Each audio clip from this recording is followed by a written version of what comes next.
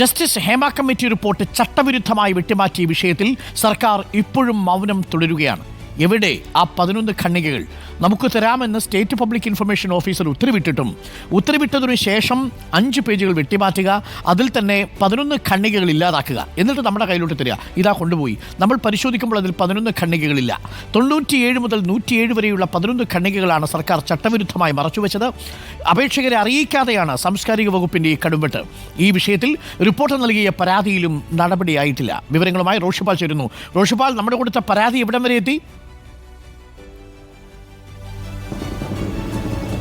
അരുൺകുമാർ, ഈ കഴിഞ്ഞ 19-നായിരുന്നു justice Hema committee റിപ്പോർട്ടിൻ്റെ ഭാഗികമായ പകർപ്പ് നമ്മൾക്ക് ലഭിച്ചത്. അത് വിശദമായി പരിശോധിച്ചപ്പോൾ ഈ കടുംവെട്ടിൻ്റെ അടിസ്ഥാനത്തിൽ 23-ന് നമ്മൾ സാംസ്കാരിക വകുപ്പ് ജോയിൻറ്റ് സെക്രട്ടറി, ഈ പബ്ലിക് ഇൻഫർമേഷൻ ഓഫീസർ, ഈ വിവരാവകാശ നിയമപ്രകാരമുള്ള അപ്പീൽ അധികാരി കൂടിയായ സന്തോഷിനാണ് ഒന്ന് പരാതി നൽകിയത്. അതിന് പിന്നാലെ തന്നെ വിവരാവകാശ കമ്മീഷണർക്കും പരാതി നൽകി. ഈ സാംസ്കാരിക വകുപ്പിന് ഈ പേജുകൾ നമുക്ക് തരാവുന്നതേയുള്ളൂ, അതിന് നിയമതടസ്സമില്ല. കാരണം കഴിഞ്ഞ മാസം 24-നായിരുന്നു ആദ്യം ഈ റിപ്പോർട്ടിൻ്റെ പകർപ്പ് നൽകാമെന്ന് പറഞ്ഞത്. അന്ന് നിയമതടസ്സം കാരണം നൽകാൻ കഴിഞ്ഞില്ല. പിന്നീട് അങ്ങോട്ട് ഏതാണ്ട് 1.5 ആഴ്ച കഴിഞ്ഞതിന് ശേഷമാണ് റിപ്പോർട്ടിൻ്റെ പകർപ്പ് പുറത്തു വരുന്നത്. അന്ന് 24-ന് കൈപ്പറ്റുമ്പോൾ ഇന്നേ പാരഗ്രാഫുകൾ, ഇന്നേ പേജുകൾ ഈ നിങ്ങൾക്ക് തരുന്ന ഈ കമ്മിറ്റി റിപ്പോർട്ടിൽ ഉണ്ടാകില്ലെന്ന് കൃത്യമായി സാംസ്കാരിക വകുപ്പ് പറഞ്ഞിരുന്നു. പക്ഷേ പിന്നീട് നമ്മൾക്ക് 19-ന് നമ്മുടെ കയ്യിലേക്ക് ഹേമ കമ്മിറ്റി റിപ്പോർട്ട് വരുമ്പോഴാണ് അതിൽ ചില കടുംവെട്ടുകൾ നടന്നതായി ശ്രദ്ധയിൽപ്പെടുന്നതും.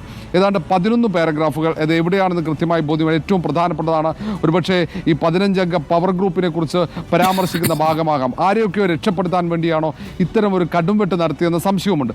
പക്ഷേ നമ്മൾ നൽകിയ പരാതിയിൽ ഒരു നടപടിയുമില്ല, അതുമായി ബന്ധപ്പെട്ട ഒരു നീക്കവും നടക്കുന്നില്ല. അപ്പോൾ തന്നെ വേണമെങ്കിൽ അവർക്ക് അതിൻ്റെ പകർപ്പ് നൽകാമായിരുന്നു. അങ്ങനെയുള്ള ഒരു നീക്കവുമില്ല, അക്കാര്യത്തിൽ ഒരു നടപടിയുമില്ല. ഏതായാലും ഇനി വിവരാവകാശ കമ്മീഷണർ മാത്രമാണ് ആശ്രയം. ഈ പകർപ്പ് നമുക്ക് ലഭ്യമാക്കാനുള്ള മറ്റു നടപടികൾ, മറ്റു പരാതികളുമായി മുന്നോട്ട് പോകേണ്ട സാഹചര്യമാണ് ഇപ്പോഴുള്ളത്. അരുൺകുമാർ. Roshipal, thank you. മണികണ്ഠൻ പറയുന്നു, കോടതിയെ സമീപിക്കുവരും താനെ എടുത്തുമാറ്റിയ പേപ്പർ കിട്ടും. നമ്മൾ വിവരാവകാശ കമ്മീഷണറെ സമീപിച്ചിട്ടുണ്ട്. തീർച്ചയായും വിവരാവകാശ കമ്മീഷൻ ഈ വിഷയത്തിൽ ഇടപെടും. സർക്കാരിന് ഈ ഭാഗങ്ങൾ നീക്കം ചെയ്യാനുള്ള അവകാശമുണ്ട്. പക്ഷേ നീക്കം ചെയ്യുന്നു എന്നുള്ളത് അപേക്ഷകനെ ബോധ്യപ്പെടുത്തണം, അപേക്ഷകനെ കളിപ്പിക്കരുത്. അതുമാത്രമേ നമ്മൾ പറഞ്ഞത്. ആ കാര്യത്തിൽ ഏറ്റവും പ്രധാനപ്പെട്ട കാര്യം, വിവരാവകാശ കമ്മീഷണർ അത് കൊടുക്കരുത് എന്ന് പറഞ്ഞിട്ടില്ല.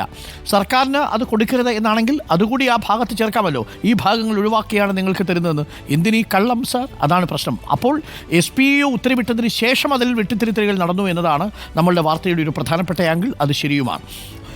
അപ്പോൾ പ്രേക്ഷകർ, ഇടവേളകളിലുള്ള പരസ്യത്തിലും സിനിമാക്കാരുണ്ടല്ലോ. ഈ സിനിമാക്കാരെന്നുള്ളത് എപ്പോഴും ഒരു റെഫേർഡ് പബ്ലിക് എന്ന് പറയുക. എന്ന് പറഞ്ഞു കഴിഞ്ഞാൽ അവർ ഇൻഫ്ലുവൻസേഴ്സാണ്. അതുകൊണ്ടാണ് ഈ ചലച്ചിത്ര താരങ്ങൾക്കും ഈ സ്പോർട്സ് താരങ്ങൾക്കുമെല്ലാം ഇത്രയും വലിയ പരസ്യ സ്റ്റാറ്റസ് കിട്ടുന്നത്. കോടികളാണല്ലോ ഇവരുടെ വരുമാനം. അപ്പോൾ അങ്ങനെ ഇവർ പറയുന്നതിനകത്ത് എന്തെങ്കിലും സത്യമുണ്ടാവും എന്ന് വിശ്വസിച്ചിരിക്കുന്ന ആളുകളാണ്. അതുകൊണ്ടാണ് പരസ്യത്തിൻ്റെ ബ്രാൻഡായിട്ട് അവരെ നമ്മൾ ഉപയോഗിക്കുന്നത്, ഇൻഫ്ലുവൻസേഴ്സ് എന്ന നിലയിൽ. അത് ആ മനുഷ്യരെക്കുറിച്ചുള്ള വാർത്തകളാണ് നമ്മളിപ്പോൾ കേൾക്കുന്നത്.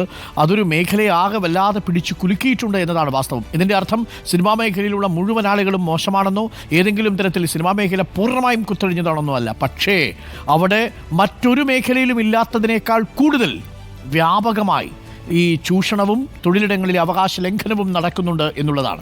ആ കാര്യത്തിൽ യാതൊരു സംശയവുമില്ല. ഒരു പ്രേക്ഷകൻ പറയുന്നു, ഒരുപാട് സിനിമാ താരങ്ങൾ, രഞ്ജി പണിക്കർ പറയുന്നതാണ് ശരി, ആരോപണങ്ങൾ കേട്ട് വിധി പറയരുത്. ആരോപണങ്ങൾ കേട്ട് ആരാണ് വിധി പറയുക? അങ്ങനെ വിധി പറയാൻ നമുക്ക് കഴിയൂ? വിധി പറയേണ്ടത് കോടതിയല്ലേ. പക്ഷേ ആരോപണങ്ങൾ എവിടെ, ഏത് വഴി ഉന്നയിക്കും? AMMയ്ക്ക് ആരോപണങ്ങൾ കൊടുത്തിട്ട് ഈ പറയുന്ന നടനടക്കം പ്രതികരിച്ചോ? ശ്രീദേവിക എന്നാ AMMയ്ക്ക് പരാതി കൊടുത്തത്? ഈ നടൻ ഉണ്ടായിരുന്നല്ലോ AMMയിൽ, FFKയിൽ. എന്ത് തീരുമാനമായില്ല. നമ്മുടെ പൃഥ്വിരാജ് തന്നെ നേരിട്ട് പറഞ്ഞതല്ലേ, ഈ പ്രബലമായ ഗ്രൂപ്പ് വിലക്കിയല്ലോ, എന്നിട്ട് ഈ നടന്മാർ ഈ വിവരം അറിഞ്ഞില്ലേ? അപ്പോൾ ഒറ്റ കാര്യമേ നമുക്ക് ഈ ചങ്ങാതിമാരോട് പറയാനുള്ളൂ. AMMയുടെ പരാതിയുടെ ആ വലിയ ഭാണ്ഡക്കെട്ടൊന്ന് അഴിച്ചു നോക്കിയാൽ ഈ പറയുന്ന നടിമാരിൽ പലരുടെയും പരാതി നിങ്ങളുടെ കൈകളിൽ ഉണ്ടാവും. അതൊക്കെ മൂടി വെച്ചിട്ട് ഇങ്ങനെ മാന്യനായിട്ടിരുന്ന് സംസാരിച്ചിട്ടൊന്നും ഒരു കാര്യമില്ല. ഇതൊക്കെ ഉള്ളിൽ തിരിച്ചറിയേണ്ടതാണ് നമ്മളെന്ന് മാത്രമേ നമ്മളിപ്പോൾ പറയുന്നുള്ളൂ. ഒരുപാട് കാര്യങ്ങൾ ഇതുമായി ബന്ധപ്പെട്ട് നമ്മൾ കേൾക്കുകയും അറിയുകയും ചെയ്യുന്നുണ്ട്. പക്ഷേ സ്ഥിരീകരിക്കാത്തൊരു വാർത്തയെ നമ്മൾ കൊടുക്കില്ല. പക്ഷേ ആർക്കെങ്കിലും ഒരാളെക്കുറിച്ച് അവരുടെ ദുരനുഭവം വെളിപ്പെടുത്തണമെന്ന് പറഞ്ഞു വന്നാൽ തീർച്ചയായും നമ്മളതിനുള്ള അവസരമൊരുക്കും. അവരുടെ ക്രെഡിബിലിറ്റി കൂടി നമ്മൾ പരിശോധിച്ചതിന് ശേഷം.